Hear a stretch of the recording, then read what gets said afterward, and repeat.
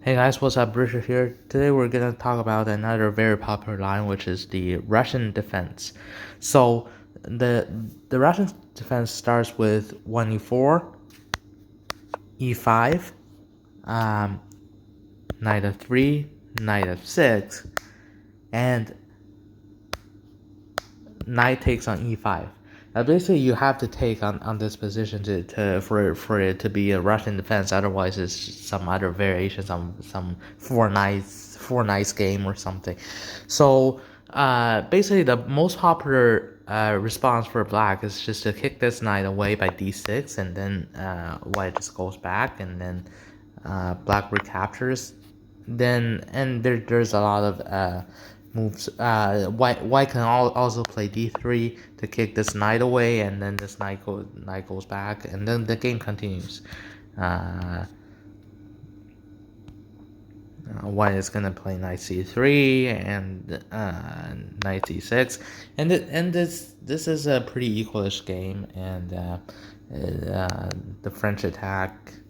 Um, so also there are a lot of moves you can play. You can even play bishop to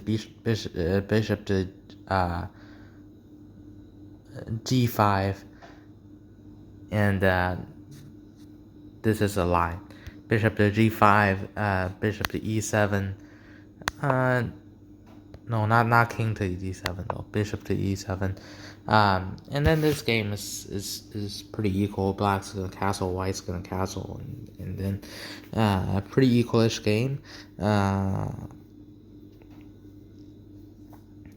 So this is the most popular line. Is that both sides are gonna kick this knight away. Another line is after knight takes on e5, black's gonna play knight takes on e4, and then now you have to know, this is a Damiano variation. You have to know what you're doing in this line, otherwise you're gonna lose a piece or something.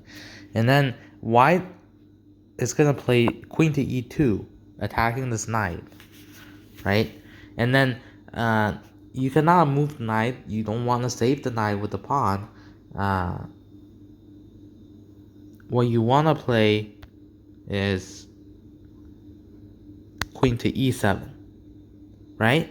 Queen to e7, and then after takes, then you're gonna play d6, right? And then now the knight you cannot move, because otherwise you lose a queen. White is just gonna develop. You're gonna take, and then white's gonna take. You're gonna take, right? So this position is kind of equalish. The queens are traded off. It's kind of neither side really has an advantage. So yeah, this is this line. You have to know what you're doing in this line again. Again, white plays queen to e2. There are some traps in this lines. A lot of people would just lazily play something like d5 or something. That's just not right. And then at d5 you just play d3, and then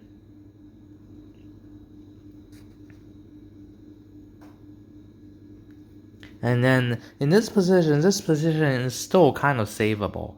Black is supposed to play. It's still supposed to play queen to e7, and then after takes,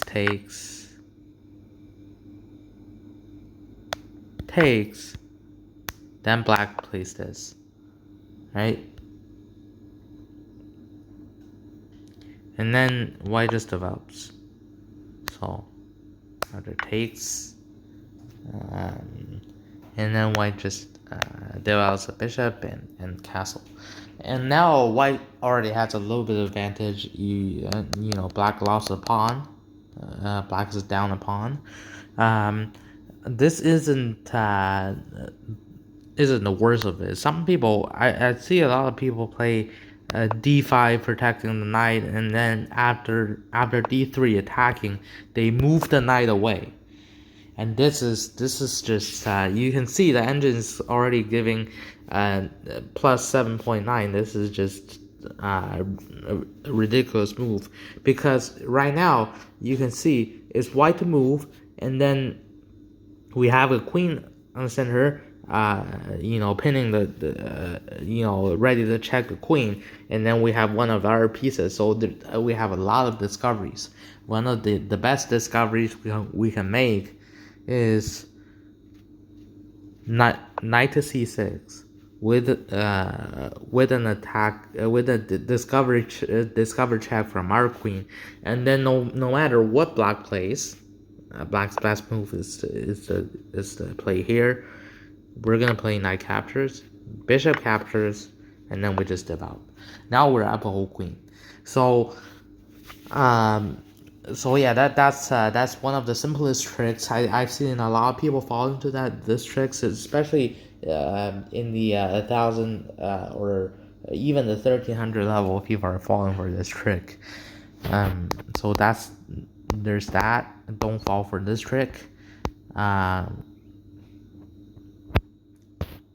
So yeah, that's the Damiano line. So the Damiano line is not very popular. There are some other moves we can play. For example, after captures, some people will just develop the knight. This is called the Stafford Gambit. Usually, the best thing you can do against the Stafford Gambit is just to take it. After takes, and then you just defend your pawn. This Stafford Gambit is kind of nonsense, right? You basically just gave up a pawn for nothing, and black is not going to be able to defend this pawn. And then you're going to develop your bishop and castle. So the Stafford Gambit is kind of nonsense. I've seen a lot of people, especially in below 1,500 level, they play this. This is not a very good opening. Eric Rosen even did a complete, did some kind of experiment on this gambit, and turns out it's not a very good gambit. Most of the time, white is gonna have a winning endgame. So yeah, that's pretty much all there is to the Russian defense. So the Russian defense, also called the Petrov defense, is a very sharp line that a lot of world champions even use, and probably one of the first openings we learned when we started to play chess. So hope you guys enjoyed this video, and hope you guys use it to improve your chess skills.